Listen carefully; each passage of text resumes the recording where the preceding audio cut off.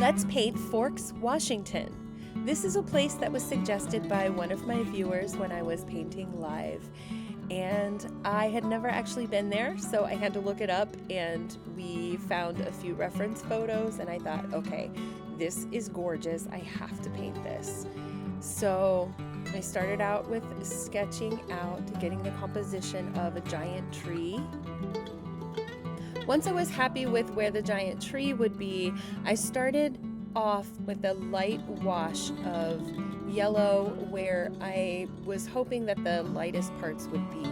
So, where the sun will be coming through the trees, we want yellow and gold to kind of shine through. Then it's time to add some light green. We're starting light to dark, that way we can really add just where we're going to need shadows to be.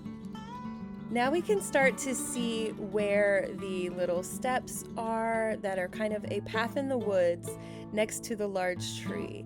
So I'm trying to add sort of like, okay, there's where the steps are going to be, and then sort of where the sun is going to be hitting, coming in through the trees to where the little bushes are next to the path. So as you can see, I put some lines just really softly with a fatter brush so that I have those kind of golden lines that look like trees off in the distance.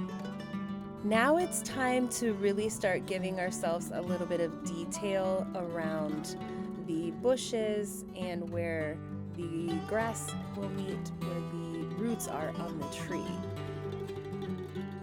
Now it's time to start actually adding the tree colors. So we mix up a few different colors to get our nice rich brown, and we can start making our tree trunk.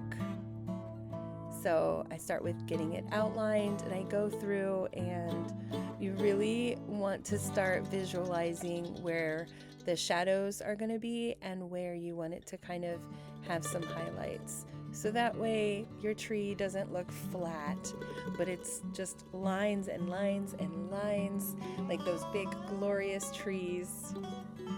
Then let's add some dirt here next to the stairs. That'll give us more shadow. Then I'm going back through with more of an orange reddish to give sort of a dimension to the bark of the tree. Then get my darker color again, and almost black. I think I mixed some navy blue in there to help with the shadows and giving it some of those little nooks and crannies where the little animals love to dig in and live in the tree.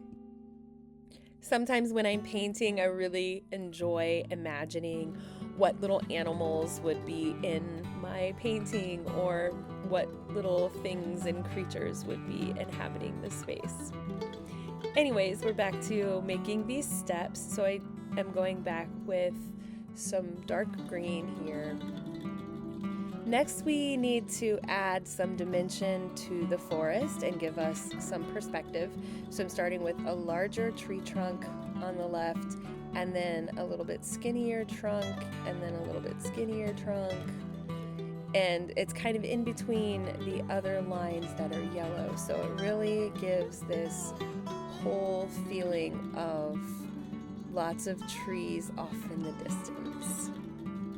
One of my favorite things about painting landscapes, when you start to see it come together with dimension and perspective and things just actually looking like a painting, and I'm like, wait, this is a painting because I'm making a painting. So anyways, let's continue adding details and just filling in all of the little spots that needed some grass. And then, of course, it has to look like there are trees with leaves and the sun coming through the leaves. So I think this is my favorite part of where this is coming together, when it's starting to actually get past the ugly phase. You have to trust the process with the paintings, right? And now it's actually starting to look like a little forest with the leaves on the trees in the background and the sun coming through. And we're really just adding layers and layers of greenery. Then, of course, we got to add some grass. And from here on out, it's really just about filling in details, and I'm using my tinier brush that is really starting to give us all of that extra detail. The little blades of grass and the small little areas that have shadows that are right inside each of the little areas. And then I realized, ooh, I like the darker. I need more contrast. So I'm going back in and adding some more contrast to get some shadows going, because the darker we can make the foreground, the lighter, brighter the sunshine coming through the trees will be.